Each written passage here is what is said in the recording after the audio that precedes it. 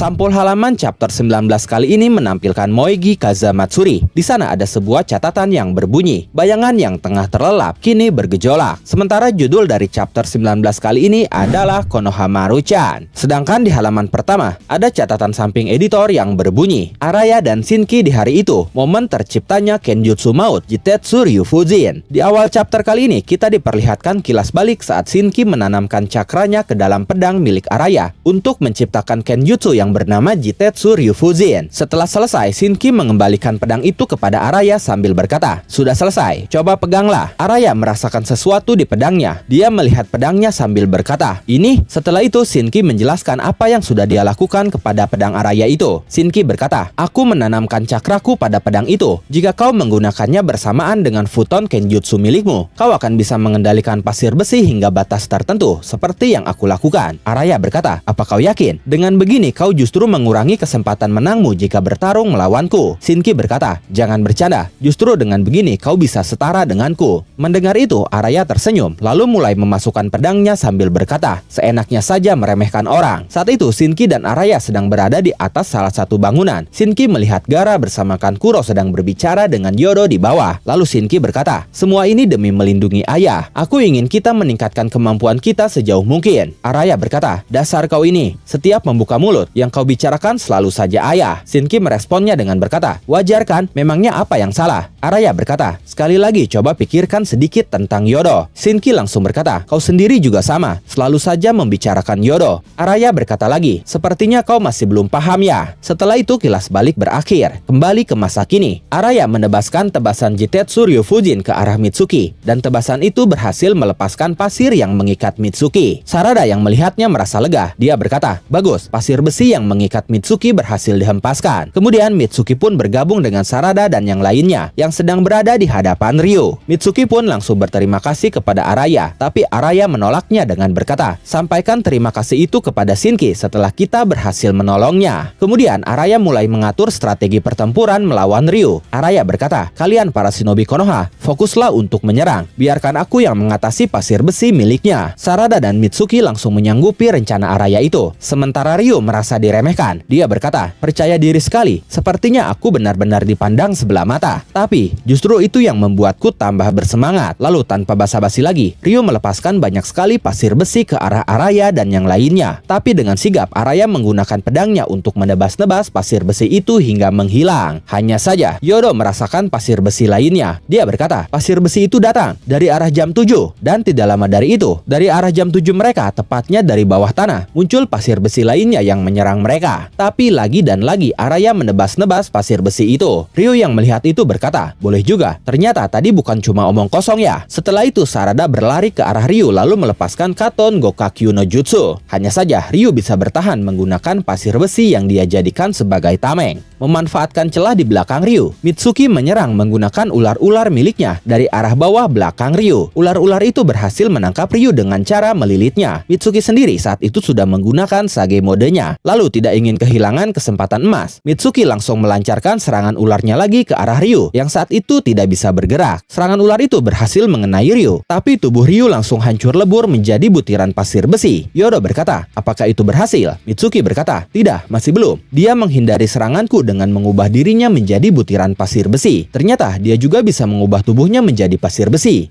Karena Ryu tidak ada dan hanya ada butiran pasir besi di sekitar mereka, Araya memperingatkan mereka untuk berhati-hati supaya tidak tertangkap dan dikendalikan pasir besi lagi. Kemudian Yodo menggunakan kemampuan sensornya untuk mendeteksi lokasi Ryu. Yodo berkata, "Semuanya, dengarkan aku. Walaupun hanya sedikit, dari arah jam 2 terdengar suara gesekan antar pasir yang keras. Kemungkinan dia ada di sana." Setelah mendengar itu, Araya mengarahkan ujung pedangnya ke lokasi yang disebutkan Yodo sambil berkata, "Serahkan saja padaku." Lalu Araya menggunakan Jitetsu Ryufujin lagi, tapi kali ini bukan untuk menghempaskan pasir besi, melainkan untuk mengumpulkan pasir besi, sehingga tubuh Ryu mulai terbentuk lagi secara perlahan. Ryu sangat terkejut. Ryu berkata, dia juga bisa mengumpulkan pasir besi. Setelah tubuh Ryu muncul seutuhnya, Araya berteriak, "Sekarang serang dia!" Lalu Mitsuki langsung melancarkan serangan ularnya lagi, dan kali ini berhasil mengenai tubuh Ryu dengan telak. Merasa dirinya dalam bahaya, Ryu mulai berubah menjadi butiran pasir besi lagi. Tapi Sarada langsung mengaktifkan saringannya sambil sambil berkata, "Tidak akan kubiarkan lolos." Lalu Sarada berlari ke arah Ryu dengan sebuah Chidori di tangan kanannya. Chidori itu pun dilepaskan dan mengenai Ryu dengan telak. Tubuh Ryu pun langsung berubah menjadi butiran pasir besi lagi. Melihat itu, Yodo berkata, "Apakah dia sudah kalah?" Sarada berkata, "Tidak, lukanya terlalu dangkal. Dia masih bersembunyi dengan menjadi pasir besi." Mitsuki terlihat kesal. Dia berkata, "Sial." Sementara Araya berkata, "Kita akan melacaknya kemanapun dia pergi." Setelah itu kita beralih ke Konohamaru yang sedang dimarahi oleh Matsuri. Matsuri berteriak kepada Konohamaru, "Aku hanya ingin memanggilmu Konohamaru-chan. Kenapa tidak boleh?" Konohamaru yang sedang terpojok masih tetap menolak panggilan itu. Dia berkata, "Aku sudah mengatakannya berkali-kali kan? Aku tidak suka. Dipanggil seperti itu membuat perasaanku tidak nyaman." Lalu Matsuri mengurung kepala Konohamaru menggunakan jubahnya yang sudah diubah menjadi batang-batang pohon. Matsuri kembali berkata, "Semua ini karena perempuan sialan itu. Padahal kau mengizinkan Moegi si perempuan jalang itu memanggilmu seperti itu. Itu tidak adil namanya." Tapi Konohamaru masih saja keras kepala, walaupun sedang terpojok. Dia berkata, "Jika aku mengatakan tidak suka, ya tidak suka. Kenapa justru mencari alasan lain?" Matsuri semakin marah. Dia berteriak, "Jangan seenaknya dong. Itu kan hanya sebuah nama. Aku bebas memanggilmu dengan nama apapun kan?" Konohamaru membalasnya dengan berkata, "Justru kau yang seenaknya. Dan lagi, itu hanya nama panggilan. Kenapa kau begitu terobsesi dengannya?" Matsuri berkata, "Seenaknya saja kau bicara. Yang terobsesi itu justru kau kan, Sarutobi." Konohamaru terlihat panik karena Matsuri benar-benar marah. Tapi setelah itu kita beralih ke Eida yang sedang memantau situasi Konohamaru dan yang lainnya melalui Senrigannya. Eida pun mengomentari perdebatan Konohamaru dan Matsuri. Di dalam dimensinya, Eida berkata, "Ini hanya dugaanku, tapi kurasa masalahnya bukan pada nama panggilan itu sendiri. Tapi Matsuri terobsesi pada hubungan yang memungkinkan lahirnya nama panggilan itu. Kau ini tidak peka ya, Konohamaru-chan." Kemudian tiba-tiba Kashin Koji menghubungi Eida. Dia menanyakan bagaimana situasi di lokasi Konohamaru dan yang lainnya. Eida menjelaskan dengan berkata, "Konohamaru dalam bahaya besar. Dia membuat Matsuri marah besar. Dan sekarang Matsuri hampir melahapnya hidup-hidup." Lalu Kashin Koji menanyakan bagaimana kondisi Sarada dan yang lainnya. Apakah mereka berhasil mengalahkan Ryu? Eida menjawabnya dengan berkata, "Sejauh ini mereka unggul. Tapi entah bagaimana mereka akan mengakhirinya. Yang jelas, untuk saat ini mustahil bagi mereka untuk membantu Konohamaru." Mendengar ucapan Eida itu, Boruto terlihat bersiap untuk bergerak menolong Konohamaru. Tapi Kashin Koji menyadarinya. Koji langsung berkata, "Aku mengerti perasaanmu yang ingin segera ke sana. Tapi tahan dulu, sekarang bukan saatnya." Boruto akhirnya mengurungkan niatnya walaupun dalam hatinya dia masih merasa sangat khawatir kepada gurunya itu. Kemudian beralih ke markas Shinju. Saat itu Jura sedang memberikan kuliah singkatnya tentang kehidupan, evolusi, dan cinta kepada Hidari dan Mamushi. Jura berkata, "Menurutku, kehidupan yang ideal itu adalah mengikuti naluri untuk mencapai suatu tujuan yang bernama evolusi. Tapi karena sifat sosial dalam diri manusia, mereka mengekang diri dengan belenggu yang bernama rasionalitas, sehingga menghalangi naluri untuk mencapai evolusi. Ancaman itu muncul karena manusia memiliki akal. Beda halnya dengan kita yang setia pada naluri. Mereka, para manusia, memiliki masalah yang krusial sebagai makhluk hidup." Lalu Mamushi berkata, "Begitu ya, fakta yang menyedihkan. Tapi itu tidak ada hubungannya dengan kita kan?" Jura berkata, "Tidak juga, karena itu bukanlah satu-satunya ancaman yang diakibatkan oleh akal. Bahkan bagi kita para Shinju, yaitu cinta." Setelah itu kembali lagi ke lokasi Konohamaru. Matsuri berkata, "Rasanya kepalaku penuh denganmu. Lama-lama aku bisa gila. Mungkin jika aku melahapmu, aku tidak akan merasakan pengalaman pahit ini lagi." Kembali lagi ke markas Shinju. Jura berkata, "Setiap anggota Inoshikacho adalah shinobi yang luar biasa. Mereka mengutamakan nyawa Himawari tanpa memperdulikan bahaya yang mengancam timnya. Yang mengejutkan, meskipun sadar bahwa itu adalah keputusan yang bodoh, mereka semua tetap memilih untuk melakukannya. Terutama Yamanaka Inojin yang kehilangan akal sehatnya hingga mempertaruhkan nyawanya untuk hal yang sia-sia. Berbagai tindakan bodoh itu adalah akibat dari cinta yang mengacaukan pikiran mereka." Lalu Hidari bertanya, "Apa-apaan itu? Lantas apa itu cinta? Apakah itu sejenis penyakit?" Jura menjawab, "Meskipun banyak ditemukan dalam berbagai buku, konsep ini tetap sulit untuk dijelaskan dan dipahami. Satu hal yang pasti, bagi makhluk hidup, kenyataan bahwa cinta bisa memicu kerusakan serius adalah fakta yang tak terelakkan. Seharusnya naluri kalian sudah memberikan sinyal yang sama, yaitu dorongan untuk memahami dan juga menguasai konsep berbahaya yang dikenal sebagai cinta." Setelah itu beralih ke tim Sarada. Mereka kehilangan jejak Ryu yang berubah menjadi butiran pasir besi lagi. Tapi Yodo kembali berhasil mendeteksi keberadaan Ryu melalui kemampuan sensornya. Yodo berkata, "Terdengar, dia ada di atas kita, tepatnya ada di langit." Mendengar itu, Araya langsung mengarahkan pedangnya ke atas sambil berkata, "Bersiaplah, aku akan menariknya keluar." Di dalam Tak lama dari itu, tubuh Ryu pun kembali muncul. Araya berkata, "Percuma saja, berapa kali pun kau bersembunyi." Sebelum Araya menyelesaikan ucapannya, tiba-tiba Ryu mengeluarkan pasukan Sumeaka melalui tubuhnya. Araya terkejut, dia berkata, "Apa?" Sementara Sarada berkata, "Itu Sumeaka." Sedangkan Mitsuki langsung mengeluarkan ular-ularnya untuk menyerang para Sumeaka yang keluar melalui tubuh Ryu. Sarada pun mengeluarkan Hosenka no Jutsunya untuk membakar para Sumeaka itu, tapi usaha mereka sia-sia. Para Sumeaka itu terus saja berdatangan tanpa henti. Mitsuki berkata, "Sial, itu tidak ada habisnya." Sarada berkata, "Jumlah mereka terlalu banyak." Akhirnya para Sumeaka itu pun berhasil mendarat di tanah dan mengepung Yodo yang ada di dekatnya. Yodo berusaha mempertahankan diri dengan menyerang Sumeaka itu menggunakan kunai. Tapi karena saking banyaknya, Yodo tidak menyadari ada Sumeaka di belakangnya yang tiba-tiba menggigit bahunya. Melihat itu, Araya panik dan langsung memanggil Yodo. Lalu dia menebas Sumeaka yang menggigit Yodo. Walaupun gigitan itu berhasil terlepas, tapi pedang Araya bahkan tidak bisa menebas Sumeaka hingga terbelah dua. Pedangnya justru tersangkut di dalam tubuh Sumeaka itu, yang membuat Araya sangat panik. Araya berkata di dalam hatinya, "Sial, tidak bisa kucabut." Di tengah kepanikan itu, Ryu tiba-tiba muncul di sana. Lalu dia memegang Sumeaka yang ditebas Araya, kemudian melemparnya ke arah Sumeaka lain yang memiliki Sumeato di dadanya. Saat mereka berbenturan, Sumeaka yang ditebas Araya tiba-tiba masuk ke dalam Sumeato itu, membawa pedang Araya juga bersamanya. Araya semakin panik. Dia berkata di dalam hatinya, "Yang benar saja, pedang yang tertancap di tubuhnya juga terhisap." Ryu berkata, "Dengan begini, tidak ada lagi jutsu yang bisa menangkal pasir besi milikku." Semuanya panik melihat situasi saat itu. Sarada pun berkata, "Sial, ini gawat." Setelah itu kembali ke Konohamaru yang saat ini sudah benar-benar tidak bisa bergerak karena batang-batang kayu yang menahan kepalanya perlahan mulai menenggelamkan seluruh kepalanya. Matsuri berkata, "Ayo kita bersatu Konohamaru-chan." Dan momen itu mengakhiri Boruto To Blue Vortex chapter 19 kali ini. Sebelum berakhir, ada sebuah catatan samping editor yang berbunyi, "Situasi menjadi gawat dalam sekejap. Jutsu apa yang bisa mengatasi para Shinjo yang memperlihatkan taringnya secara bersamaan?" Bagaimana menurut kalian tentang chapter kali ini? Silahkan tulis dan diskusikan pendapat, asumsi, spekulasi, dan teori kalian di kolom komentar. Oke, terima kasih sudah menonton video ini sampai akhir. Mohon maaf jika ada kesalahan dalam narasi maupun dalam terjemahan dan penyebutan istilah asing. Tetap nantikan konten Boruto dan konten menarik lainnya hanya di Animangatik. Sekali lagi terima kasih dan sampai jumpa di video selanjutnya.